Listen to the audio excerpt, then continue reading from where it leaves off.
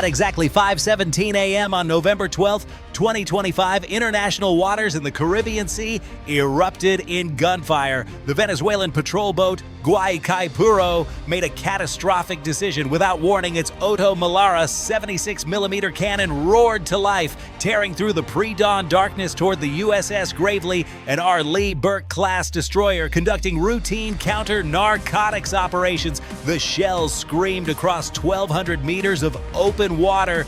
18 seconds. That's how long it took for the Venezuelans to realize they had just signed their own death warrant. This wasn't a random act of aggression. This was the endgame of a plan that had been building for weeks, a calculated gamble by Venezuela's naval command that they could exploit the Caribbean's maze of rocky islands and unpredictable currents to ambush American patrols without consequence. They fatally underestimated two things: the all-seeing eye of the P-8A Poseidon surveillance aircraft circling 30,000 feet overhead, and the cold, automated precision of the Aegis combat system. This patch of Caribbean water isn't just beautiful blue waves and white sand beaches, it's the jugular vein of the global narcotics trade. 90% of cocaine entering the United States passes through these shipping lanes. That's over 1,000 tons annually, enough raw product to paralyze every major city on the eastern seaboard. Venezuela knows this. Their strategy relies on using the islands and violent sea currents as natural shields. A clever defensive posture, but not sophisticated enough. Right in this strategic choke point, Venezuela rolled the dice. On paper, this looked like an impossible mission for the Americans. The Venezuelans had home field advantage, jagged islands providing cover, the ability to deploy swarm drone tactics within minutes, and powerful Caribbean currents that distorted radar signatures. But the opening move in this deadly chess match wasn't made by a warship. It was made by a converted Boeing 737 airliner circling patiently over the horizon. You don't send a sledgehammer first, you send the neurosurgeon. The P-8A Poseidon exists for one core principle: mastering the physics of looking down. Its primary weapon isn't a missile, but the AN/APY-10 multi-mission radar housed in its chin-mounted dome. Think of it less like a simple radar sweep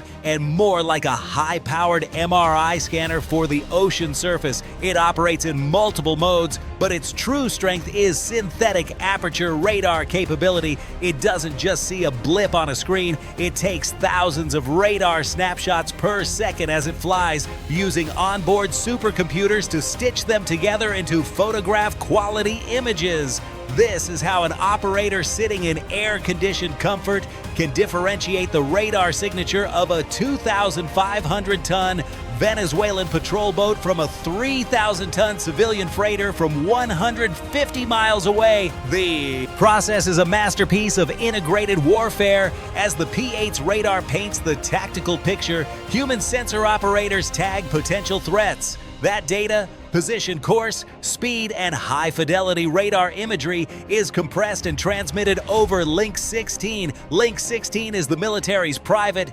encrypted, jam-proof internet in the sky. The signal travels from the P-8 to a satellite, then down to the Combat Information Center aboard USS Gravely. There it doesn't appear as a voice report that someone has to transcribe. It populates automatically as a hostile contact on the Aegis combat system's main display, complete with all the tactical data the P-8 just gathered. The Venezuelan ship has no idea it's been identified, classified, and targeted before its crew has even finished morning coffee. But the P-8 has a critical vulnerability. It's still a 737, big, loud, with the stealth profile of a flying school bus. This is why it operates from standoff distance, just outside the engagement envelope of Venezuela's coastal air defenses, a calculated risk. Its overwhelming surveillance strength balanced by physical vulnerability, and so it circles, the unseen eye in the sky, watching as the Venezuelans sail confidently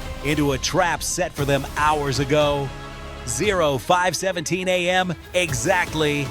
The Venezuelan captain's order cut through the pre-dawn silence. fuego, fire. This was their moment, the culmination of their high-risk gamble. Their entire strategy hinged on bringing the fight into a phone booth, getting close enough that American technology couldn't save them. Their weapon of choice, the Otto Melara 76mm cannon, isn't a precision sniper rifle. It's a sawed-off shotgun on steroids. Its job is simple: act like a giant high-speed sandblaster, shredding everything on an enemy's deck with a torrent of 100 high-explosive shells per minute. Radar antennas, communications equipment, exposed personnel, all reduced to scrap metal. Their doctrine demanded they get close enough to see the rust on an enemy's hull, land a devastating first punch, then vanish back into the island maze before the giant could respond. Smart tactics for a smaller, scrappier Navy. But it was all built on one critical, fatal assumption: that their approach had gone unnoticed. They believed they were the hunters setting an ambush. They had no idea they were the ones who had already walked into the trap. The American response was silent, digital, and utterly dismissive. Inside Gravely's Combat Information Center, there was no panic, only process. The first layer of defense wasn't a weapon, it was electronic hide and seek. The destroyer's powerful ANSLQ-32 electronic warfare suite, nicknamed Sidekick, came to life. This is the ship's master of deception. First, Gravely went into EMCON, emissions control, minimizing its own radar signatures until its 9,000-ton frame had the electronic profile of a small fishing trawler. Then Sidekick began its real work: digital spoofing. It projected multiple powerful fake radar returns into the ether, ghost ships, luring Venezuelan gunners into wasting precious ammunition on empty patches of ocean. While the Venezuelans fought phantoms, the real threat to those 76mm shells was being addressed. This is the job of the RGM-162 Evolved Sea Sparrow missile, the ESSM. It's not an offensive weapon, it's a guardian angel in missile form. An incoming shell is tracked by the Aegis system, which calculates a precise intercept point in three-dimensional space. The ESSM launches, not flying directly at the shell, but toward that calculated point in the sky. In its final seconds, the missile's own seeker activates,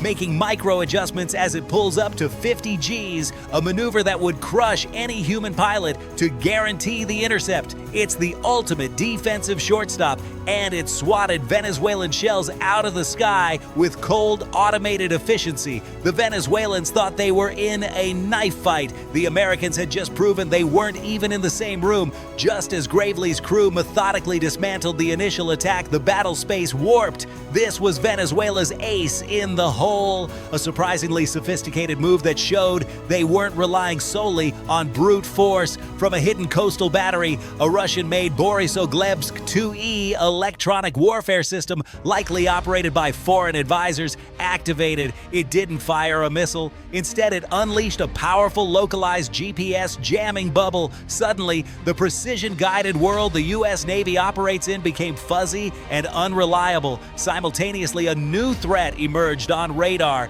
closing at high speed. It wasn't one contact, but dozens. A swarm of cheap commercial-grade drones, each likely carrying a small explosive charge, had launched from nearby islands. This was classic swarm tactics with a brilliant twist. The drones weren't the real threat, they were the distraction. Their purpose was to force Gravely to focus its formidable defenses, its CIWS, its ESSM batteries, on cheap incoming targets. They were the Matador's cape, designed to draw the bull's attention, while the real killer, the Borisogledsk system, prepared to strike. A countdown clock appeared on Gravely's main screen. 90 seconds. That's how long they had until the drone swarm was on top of them and their GPS-guided weapons were flying blind. The Venezuelans had laid a masterful trap, jamming combined with a drone swarm. It was textbook anti-access area denial, designed to make a modern warship's advanced technology useless. But they made one fundamental error. They assumed the fight was limited to what they could see on the horizon. The American solution came from a place the Venezuelans couldn't see and couldn't touch. Gravely executed what on Venezuelan radar looked like a retreat. This was the bait as Guaicaipuro and its drone swarm pushed forward. Emboldened, they moved further from the protective umbrella of their coastal jamming classic rope-a-dope. Then the hammer fell. The order wasn't given to fire an anti-drone weapon. It was an order to fire the SM-2, the Standard Missile 2. This is the Aegis system's long-range sword. While the ESSM is a fencer's foil for close-in defense, the SM-2 is a 9-foot claymore designed for over-the-horizon warfare. How does it work when GPS is jammed? It doesn't need GPS. The SM-2 launches using inertial guidance, a sophisticated internal gyroscope, and accelerometer system that knows where it is in space without external signals. It flies most of its 90 nautical mile range on this dead reckoning, receiving only periodic course corrections from Gravely's powerful SPY-1 radar. Only in its final moments does its own radar seeker activate to paint the target. It's technology designed specifically to defeat the kind of electronic warfare the Venezuelans were using. A voice cut through the Combat Information Center. False retreat complete. Come about, engage targets. The game had changed again. This was no longer a coastal knife fight. It had become a deep water execution. This wasn't an attack. It was a symphony conducted by the Aegis combat system. The SM-2 missiles launched from over the horizon were the lead instruments. On the main screen in Gravely's Combat Information Center, their icons streaked across the tactical map, their flight paths calculated not just for speed, but for timing. This is the art of time-on-target strikes, where multiple weapons fired at different moments from different locations are choreographed to arrive at the exact same second. It's the naval equivalent of checkmate delivered from three sides of the board simultaneously. As the missiles began their terminal dive, a final countdown appeared. 10, 9, 8. This was the moment where physics, data, and decades of training converged into a single inevitable outcome. The first SM-2 wasn't aimed at Guaicaipuro's waterline. That would be too crude. Its target was a 3-foot square section of superstructure housing the ship's main fire control radar. The missile's proximity fuse detonated its high explosive fragmentation warhead at the perfect moment, just meters above the target. It wasn't an explosion designed to sink the ship, but to lobotomize it. Thousands of pre-formed tungsten fragments shredded delicate radar arrays and communication antennas, instantly blinding the Venezuelan vessel and severing its connection to shore command. This is the doctrine of effects-based targeting. The goal isn't annihilation, it's neutralization. By destroying the ship's ability to fight, the U.S. Navy could de-escalate while still achieving its military objective. However, battle damage assessment from the P-8's high-resolution camera showed a secondary system still active. The order was given for a second strike. This one was different, aimed at the engine room, no longer a warning. The punctuation mark at the end of the sentence. Boom! The second missile hit with the force of a freight train. Its kinetic energy alone tore through the thin hull before the warhead detonated inside the engine compartment. Guaicaipuro was ripped apart from the inside out. But even in its death throes, the Venezuelan trap had one last sting. The surviving drones from the initial swarm, their controllers now gone, continued dumbly on their last known flight path. A mindless final charge. This is what the Phalanx close-in weapon system was born for. The ship's last line of defense, a completely autonomous guardian. Its nickname is R2-D2 with a Gatling gun for good reason. Its integrated search and track radar detected the incoming drones, classified them as imminent threats, and calculated firing solutions without a single human command. The distinctive, terrifying buzz of its 20mm Vulcan cannon ripped through the air as it spat out 4,500 tungsten rounds per minute, creating a literal wall of metal that vaporized the drones one by one. The fight was over. 06:45 a.m. the sun rose over calm Caribbean water. The sinking of Guaicaipuro was a tactical victory, but the real win was measured in spreadsheets and intelligence reports back in Washington.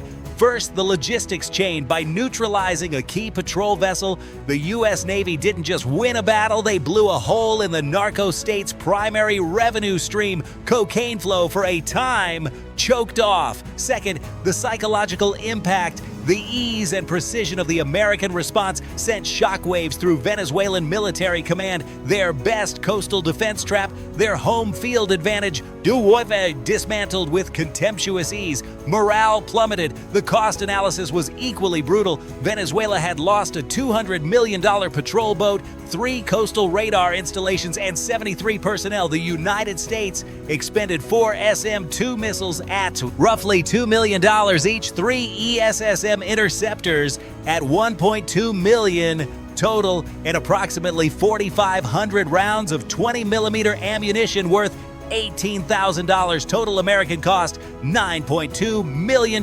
Return on investment, eliminating a strategic threat while sending an unmistakable message across the entire Caribbean basin. Within 48 hours, President Trump issued a direct ultimatum to Caracas: stand down all aggressive naval patrols or face systematic destruction of Venezuela's entire coastal defense network. The message was clear: the poker game was over. The Venezuelans had tried to bluff with a pair of twos. The Americans had just shown them a royal flush printed on cards they owned in a casino they built. So what was the ultimate lesson learned? In the dark waters of the Caribbean, Venezuela made the classic mistake of confusing tactical aggression with strategic strength. They brought a knife to a drone fight, thinking geography would save them. The painful truth they received was this: modern naval warfare isn't about who shoots first. It's about who sees first, who processes information faster, and who can deliver overwhelming, surgical violence from ranges